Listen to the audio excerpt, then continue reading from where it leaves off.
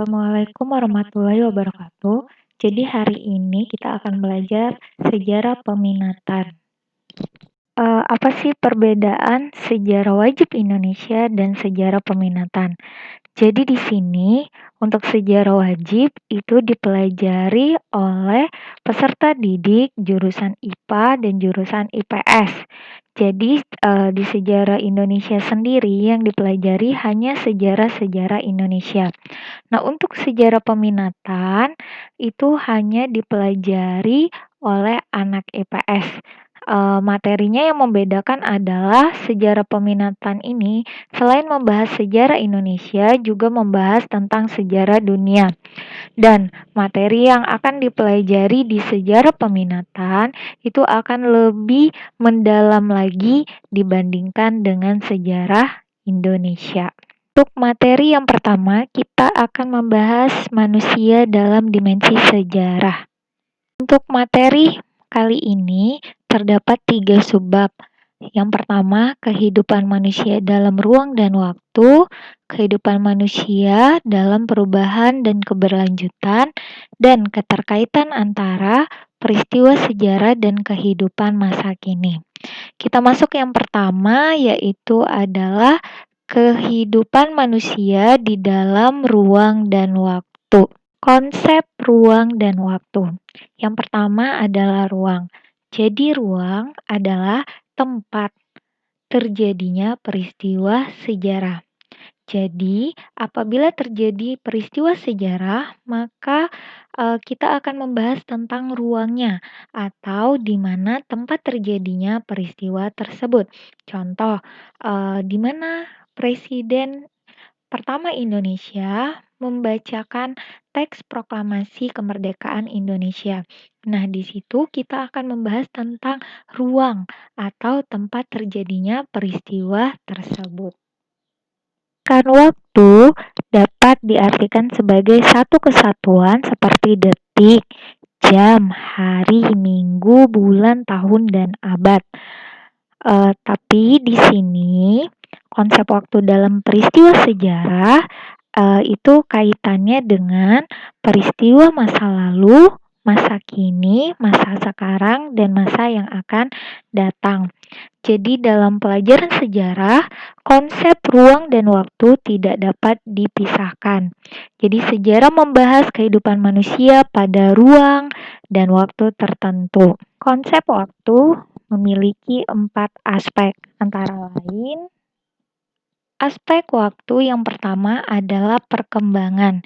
Jadi, perkembangan di sini terjadi apabila masyarakat mengalami pergerakan berturut-turut dari satu bentuk yang sederhana ke bentuk yang lebih kompleks.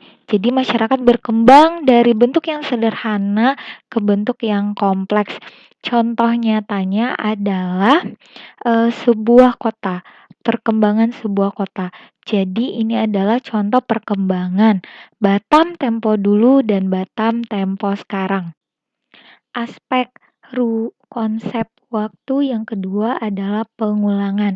Nah, pengulangan di sini terjadi apabila peristiwa saat ini memiliki pola yang sama dengan peristiwa masa lalu. Contoh peristiwa yang menunjukkan pola yang sama, kalian bisa lihat di gambar. Ini adalah peristiwa demonstrasi mahasiswa.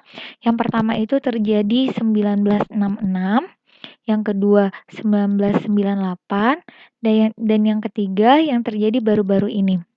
Jadi di sini kita bisa melihat pengulangan peristiwa. Jadi kalau misalnya ada pertanyaan, apakah sejarah bisa terulang lagi? Tidak. Jadi yang berulang adalah polanya, seperti kejadian 3 tadi.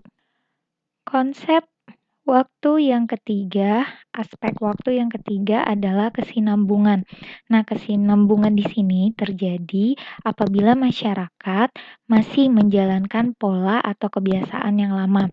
Contohnya pada gambar di atas itu adalah perkebunan teh pada masa Belanda dan masih dimanfaatkan oleh masyarakat sampai masa sekarang. Jadi masih terus berkesinambungan.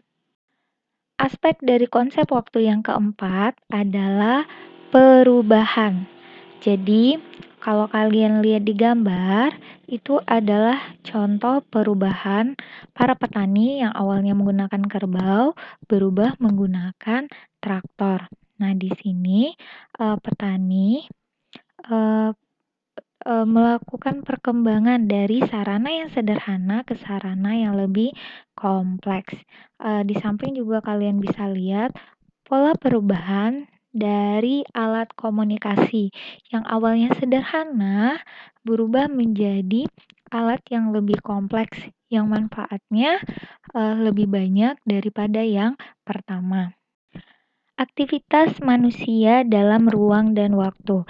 Jadi, aktivitas manusia dalam ruang dan waktu itu dipengaruhi oleh keadaan dan makhluk lain dalam sejarah manusia.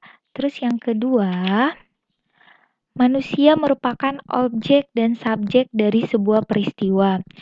Jadi, setiap peristiwa membawa pengaruh terhadap perubahan pada dimensi manusia, baik sebagai objek maupun sebagai subjek.